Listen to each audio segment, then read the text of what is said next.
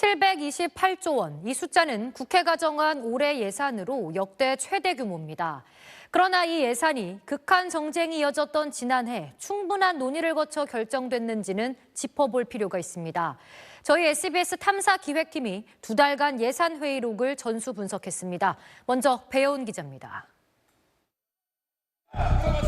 계엄 후폭풍과 극한 대립으로 얼룩진 2025년 국회. 정치 현안이 워낙 뜨겁다 보니 예산에 대한 주목도는 많이 떨어졌습니다. 우리의 문제의식은 여기서 출발했습니다. 국민의 소중한 세금인 만큼 국회는 예산 심사를 허투루 해서는 안 된다. 하지만 국회가 이 임무를 소홀히 했던 건 아닐까. 지난해 예산국회 회의록 347개를 전수 분석했습니다. 모두 17,111장, 꼬박 2달이 걸렸습니다. 지난해 11월 예산결산특별위원회 전체 회의. 정부 예산안을 제대로 편성했는지 국무위원에게 묻는 자리입니다. 회의 첫 질문도 이번 대장동 사건 재판 관련해서 성공한 수사, 성공한 재판이라고 하셨습니다. 무슨 의미입니까? 두 번째 질문도 검찰의 항소 포기 사례가 장관님 전에도 있었죠. 예, 얼마든지 있는 일. 당시 전국을 달궜던 검찰의 대장동 사건 항소 포기 논란에만 질의가 집중됐습니다. 회의 키워드를 분석해보니 검찰, 수사, 항소 등 정치 용어가 예산 관련 용어를 압도했습니다. 뭘 깎고 뭘 더할지 결정하는 예산 심사의 꽃, 예산조정소위원회 상황은 더 심각했습니다. 보류로 넘겨갖고 의논하시죠. 첨예하게 대립되니까. 보류하셔가지고 논의하시면 될 것 같습니다.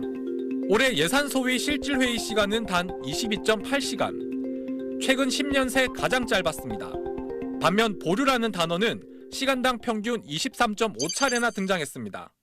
의견 차이를 좁히기보다 일단 미뤄두기 급급했던 겁니다.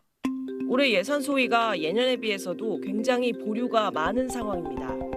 결국 공은 여야 지도부 극소수만 참여하는 비공식 협의체, 이른바 소소위로 넘어갔습니다. 기록조차 남지 않는 이곳에서 728조의 향방이 결정됐습니다.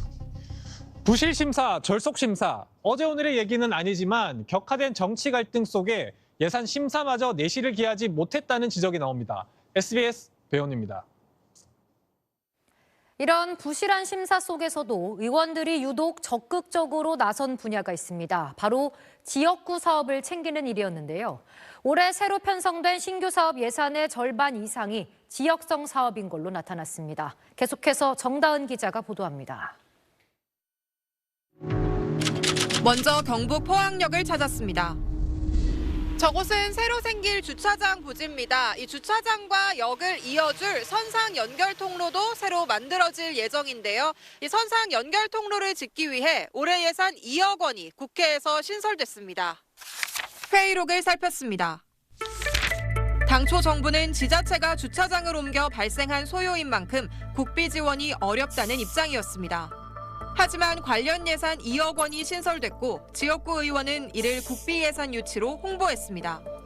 SBS 취재 결과 이 돈은 공사비가 아니라 국비 지원이 타당한지 따져보는 용역비였습니다.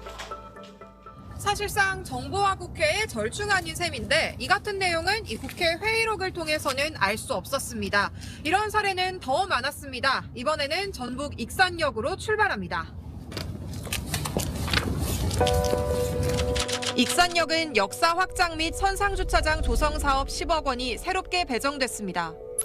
해당 지역구 의원도 국가 예산을 확보했다며 성과를 홍보했습니다.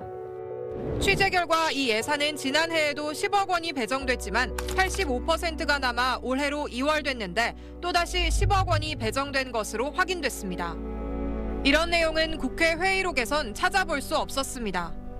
두 의원실은 포항역은 전 국민이 이용하는 시설로 지원이 필요하다. 익산역은 이용객이 증가하는 만큼 역사가 개선되지 않았다며 모두 필요한 예산이란 입장을 전해왔습니다. 국회가 올해 예산안에서 새로 만든 신규 사업 예산은 441개, 이 중 지역성 사업은 232개로 절반이 넘었습니다.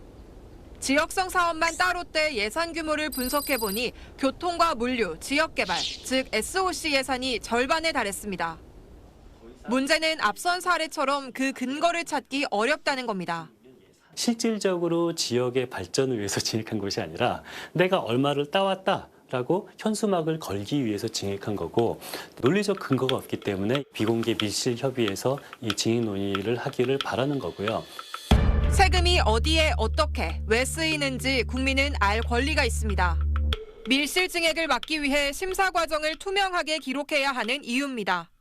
SBS 정다은입니다.